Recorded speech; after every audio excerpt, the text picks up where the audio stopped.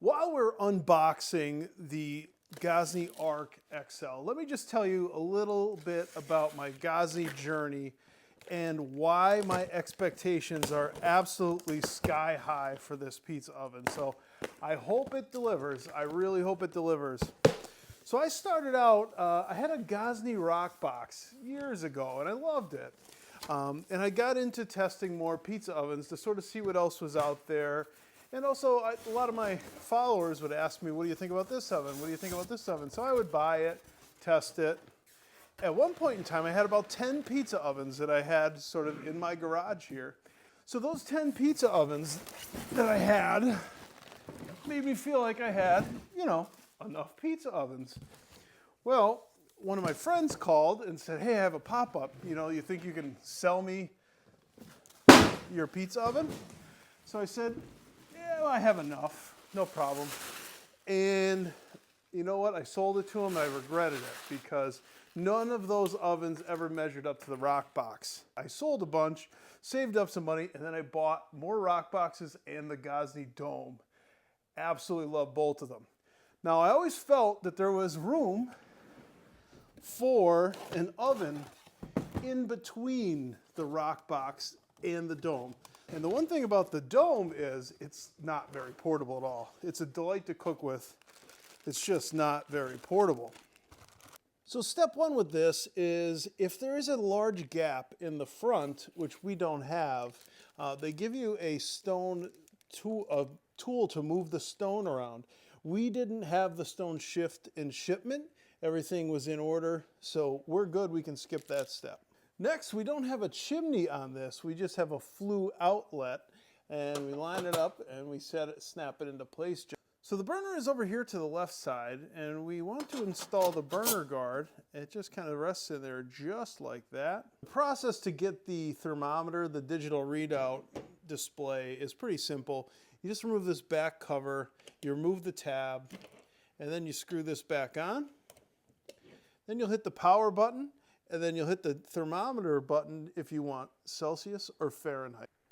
And after you do that and power it up, you're simply going to slide this. Oh, we'll slide the wire back in, slide that in. That's a bright and beautiful display to look at. It looks like we have an extra battery, but after consulting the instructions, you want to pull the temperature gauge out, and then in here is the igniter. We're going to unscrew, then we'll put the battery in the hole. I guess we'll just guess which way it goes in. I'm usually wrong the first time.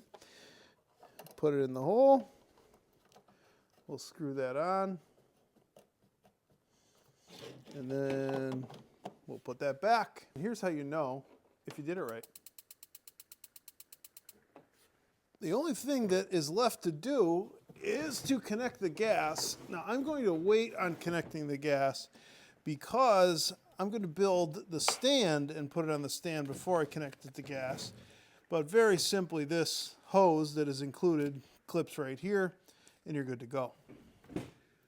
So that's really all that's to getting your Gozney Arc XL set up. I just finished assembling the Arc XL. Now it's time to assemble the Arc XL stand. Now this is sold separately as an accessory, and it's also not the exact same stand that the Dome comes with. So we are going to unbox it, and then I'm going to show you how to put it together. Here's everything that it comes with. We have different bars. The casters are already attached to the legs here. We have some assorted hardware. Feels very familiar to when I assembled my Dome cart. I should also show you the shelves that come with. Nice thick wooden metal, as well as the base. I mean, you even get your own Gozney screwdriver. Step one, we're going to take this piece here, and then we're going to insert these pieces like this, all the way around, like that. You'll be installing 8 bolts, and the instructions say don't tighten them all the way until the frame is finished and put together. Then you go back and tighten them all up. After we do this piece, we're going to go around and then we're going to insert the legs here just like that. It seems like everything you do, you're just doing 4 times. So you're going to put this leg in and then there's 1, 2, 3, 4 bolts. This is one of those projects where if you have 2 people, it goes twice as fast. And this is what it looks like when you finish that step. Next up, you're going to take these extensions. This step is pretty simple though. We're going to set all 4 of these on here and then secure it with a single bolt on each leg. I'll tell you what, this thing is just so smartly engineered. You almost can't put the bolt in the wrong hole as you go. Just putting it together, I'm pretty impressed. And then there are 4 bolts on each leg. Now that we have the frame assembled, we're going to go back over everything and tighten it all up. Once we have everything all snugged up, we're going to put these side arms on, these shelves. And there's a little knob here, and what we're going to do is thread this little bolt, and then we're going to find the hole, and we're going to put it right there. And then once we tighten it up, these shelves become fold-down shelves where we can pick them up and fold them down like that. And then when we're ready to bake, put them back up. Now we just snug up the other side on both sides. And this shelf is operational as well. And then we need the bolt to go underneath, and we'll secure it with this plastic bolt. And this is how we're going to secure the arc to the table. Once you have the stand built and that's threaded through, all you want to do is have a friend come over, help, lift this on, line up the hole, and then tighten up underneath, and this isn't going anywhere. The base is set up perfectly to fit a propane tank underneath, so we'll set that there and we'll hook it up. We simply clip on the gas line in the rear and screw this on. Okay, now pro tip, turn your gas tank valve very slowly because it may end up locking the valve in place if you turn it too quickly.